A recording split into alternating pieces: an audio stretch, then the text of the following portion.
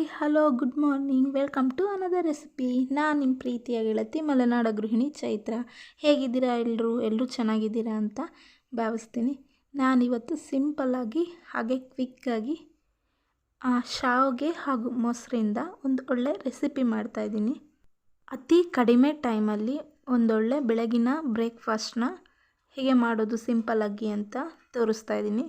So ತಡ ಮಾಡದೆ ಹೇಗೆ ಮಾಡೋದು ಅಂತ ನೋಡೋಣ ಬನ್ನಿ. ಮೊದಲಿಗೆ ನಾನಿಲ್ಲಿ ಒಂದು ಪ್ಯಾನ್ ಮೇಲೆ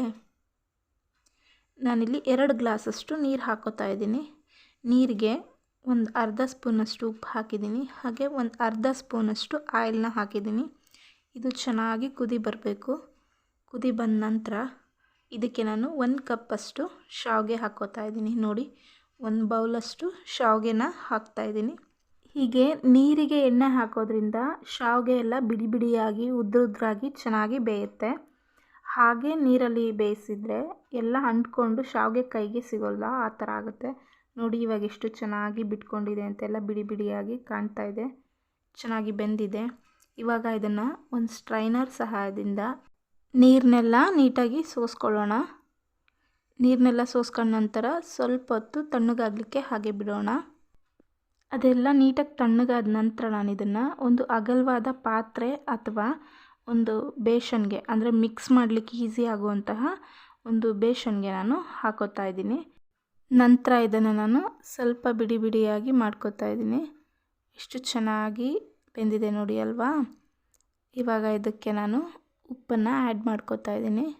ಉಪ್ಪು ಬೇಯಲಿಕ್ಕೂ ಕೂಡ ನೀರಿಗೂ ಕೂಡ ಹಾಕಿದ್ವಿ ಅಲ್ವಾ, ಹಾಗಾಗಿ ರುಚಿಗೆ ನೋಡಿ ಉಪ್ಪು ಹಾಕ್ಕೊಳ್ಳಿ. ನಾನಿಲ್ಲಿ ಒಂದು 3/4 ಸ್ಪೂನಷ್ಟು ಉಪ್ಪನ್ನ ಹಾಕ್ತಾಯಿದ್ದೀನಿ. ಹಾಗೆ ನಾನು ಯಾವ ಬೌಲಲ್ಲಿ ಶಾವಿಗೆ ತೊಗೊಂಡಿದ್ನೋ ಅದೇ ಬೌಲಲ್ಲಿ 1.5 ಬೌಲಷ್ಟು ನಾನು ಮೊಸರನ್ನ ಹಾಕ್ತಾಯಿದ್ದೀನಿ.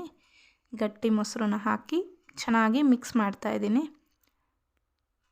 ನೋಡಿ ಈ ಥರ ಮಿಕ್ಸ್ ಮಾಡಿ ನೀಟಾಗಿ ಸೈಡ್ಗೆ ಎತ್ತಿಡೋಣ. ನಂತರ ನಾವಿಲ್ಲಿ ಇದಕ್ಕೆ ಒಂದು ಒಗ್ಗರಣೆ ಮಾಡಬೇಕು. ಸೊ ಒಗ್ಗರಣೆ ಮಾಡೋಣ ಬನ್ನಿ. ಸ್ಟವ್ ಆನ್ ಮಾಡಿ ನಾನು ಪ್ಯಾನ್ ಇಟ್ಕೊಂಡಿದ್ದೀನಿ. ಪ್ಯಾನ್ಗೆ ಇಲ್ಲಿ 2 ಸ್ಪೂನಷ್ಟು ನಾನು ಆಯಿಲ್ನ ಹಾಕೋತಾ ಇದ್ದೀನಿ. ಆಯಿಲ್ ಕಾದ ನಂತರ ಒಂದು 6ರಿಂದ 8 ಗೋಡಂಬಿನ ಹಾಕ್ಕೊಂಡು ನೀಟಾಗಿ ಗೋಲ್ಡನ್ ಕಲರ್ ಬರೋವರೆಗೂ ಫ್ರೈ ಮಾಡ್ಕೊತೀನಿ.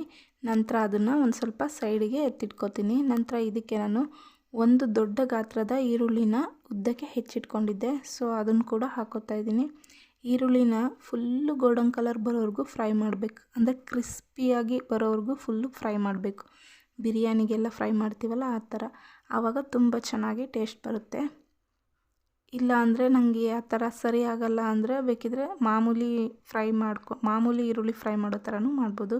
ಬಟ್ ಈ ಥರ ಕ್ರಿಸ್ಪಿಯಾಗಿ ಫ್ರೈ ಮಾಡ್ಕೊಂಡು ಹಾಕ್ಕೊಂಡ್ರೆ ಟೇಸ್ಟ್ ತುಂಬ ಚೆನ್ನಾಗಿ ಬರುತ್ತೆ. ಇವಾಗ ಇದನ್ನು ಒಂದು ಪ್ಲೇಟಿಗೆ ತೆಗೆದಿಡೋಣ. ನಂತರ ಇದೇ ಪ್ಯಾನ್ಗೆ ನಾನಿವಾಗ ಕಡಲೆಬೇಳೆ 2 ಸ್ಪೂನು, ಹಾಗೆ 1 ಸ್ಪೂನಷ್ಟು ಉದ್ದಿನಬೇಳೆ, ಹಾಗೆ ಸ್ವಲ್ಪ ಜೀರಿಗೆ, ಸಾಸಿವೆ, ಹಾಗೆ ಸ್ವಲ್ಪ ಅಂದರೆ ಸಣ್ಣಕ್ಕೆ 2 ಮೆಣಸಿನ್ಕಾಯಿನ, ಹಸಿ ಮೆಣಸಿನ್ಕಾಯಿನ ಸಣ್ಣದಾಗಿ ಹೆಚ್ಚಿಟ್ಕೊಂಡಿದ್ದೆ. ಸೊ ಅದನ್ನು ಎಲ್ಲನೂ ಹಾಕಿ ನೀಟಾಗಿ ಫ್ರೈ ಮಾಡೋಣ. ಕೊನೆಯದಾಗಿ ಕರಿಬೇವನ್ನ ಕೂಡ ಒಂದು ಸ್ವಲ್ಪ ಹಾಕ್ಕೊಳ್ಳೋಣ. ಇಷ್ಟನ್ನು ಹಾಕಿ ನೀಟಾಗಿ ಫ್ರೈ ಮಾಡಬೇಕು. ಫ್ರೈ ಆದ ನಂತರ ಸ್ವಲ್ಪ ತಣ್ಣಗಾಗಲಿಕ್ಕೆ ಬಿಡೋಣ. ಇದು ತಣ್ಣಗಾದ ನಂತರ ಶಾವಿಗೆ ಹಾಗೂ ಮೊಸರಿನ ಮಿಶ್ರಣ ಇತ್ತಲ್ವ, ಅದಕ್ಕೆ ಇದನ್ನು ಹಾಕಿಬಿಟ್ಟು ಮಿಕ್ಸ್ ಮಾಡೋಣ ಚೆನ್ನಾಗಿ. ನೋಡಿ ಮೊಸರೆಲ್ಲ ಶಾವಿಗೆ ಹೀರ್ಕೊಂಡು ಇನ್ನೂ ಚೆನ್ನಾಗಾಗಿದೆ. ಇದಕ್ಕೆ ಇವಾಗ ನಾನು ಒಗ್ಗರಣೆ ಕೂಡ ಹಾಕೋತಾ ಇದ್ದೀನಿ. ಹಾಗೆ ಫಸ್ಟಿಗೆ ಗೋಡಂಬಿ ಫ್ರೈ ಮಾಡಿಟ್ಟಿದ್ವಲ್ವ, ಆ ಗೋಡಂಬಿನ ಕೂಡ ಹಾಕೋತಾ ಇದ್ದೀನಿ.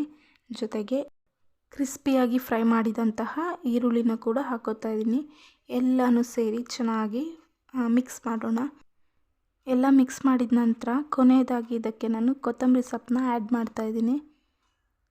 ಇವಾಗ ಕೊತ್ತಂಬರಿ ಸೊಪ್ಪು ಹಾಕಿ ಇನ್ನೊಮ್ಮೆ ಮಿಕ್ಸ್ ಮಾಡಿದರೆ ರೆಡಿ ಆಗುತ್ತೆ. ನೋಡಿ ಎಷ್ಟು ಬೇಗ ನಮ್ಮ ಮೊಸರು ಶಾವಿಗೆ ರೆಡಿ ಆಯಿತು. ಇದನ್ನು ಮಾಡಲಿಕ್ಕೆ ನಾನು ಕೇವಲ 8ರಿಂದ 10 ನಿಮಿಷ ಟೈಮ್ ತೊಗೊಂಡಿದ್ದೀನಿ. ತುಂಬ ಬೇಗ ಆಗುತ್ತೆ. ಹಾಗೆ ಬೆಳಗಿನ ಟೈಮ್ ಮಕ್ಳಿಗೆ ಸ್ಕೂಲಿಗೆ ಕಳಿಸೋ ಹರಿಬರೀಲಿ ತುಂಬ ಈಸಿಯಾಗಿ ಸಿಂಪಲ್ಲಾಗಿ ರೆಸಿಪಿ ಆಗೋಗ್ಬಿಡುತ್ತೆ, ಬ್ರೇಕ್ಫಾಸ್ಟ್ ಆಗೋಗ್ಬಿಡುತ್ತೆ. ಸೊ ಮನೇಲಿ ನೀವು ಕೂಡ ಟ್ರೈ ಮಾಡಿ. ನೋಡಲಿಕ್ಕೆ ಎಷ್ಟು ಕಲರ್ಫುಲ್ಲಾಗಿದೆ ಅಲ್ವಾ, ತಿನ್ನಲಿಕ್ಕೂ ಕೂಡ ಅಷ್ಟೇ ಚೆನ್ನಾಗಿರುತ್ತೆ. ಐ ಹೋಪ್ ಈ ರೆಸಿಪಿ ನಿಮಗೆ ಇಷ್ಟ ಆಯಿತು ಅಂತ ಭಾವಿಸ್ತೀನಿ. ಹಾಗೆ ಯಾರೆಲ್ಲ ನನ್ನ ಚಾನಲ್ನ ಇನ್ನು ಸಬ್ಸ್ಕ್ರೈಬ್ ಮಾಡದೆ ನೋಡ್ತಿದ್ದೀರೋ ಪ್ಲೀಸ್ ಸಬ್ಸ್ಕ್ರೈಬ್ ಮಾಡಿ, ಲೈಕ್ ಮಾಡಿ, ಶೇರ್ ಮಾಡಿ ಫ್ರೆಂಡ್ಸ್. ಹೀಗೆ ವೆರೈಟಿ ಡಿಫ್ರೆಂಟ್ ರೆಸಿಪಿಯೊಂದಿಗೆ ಮತ್ತೊಮ್ಮೆ ಬರ್ತೀನಿ. ಅಲ್ಲಿವರೆಗೂ thank you so much. Thank you for watching. Bye.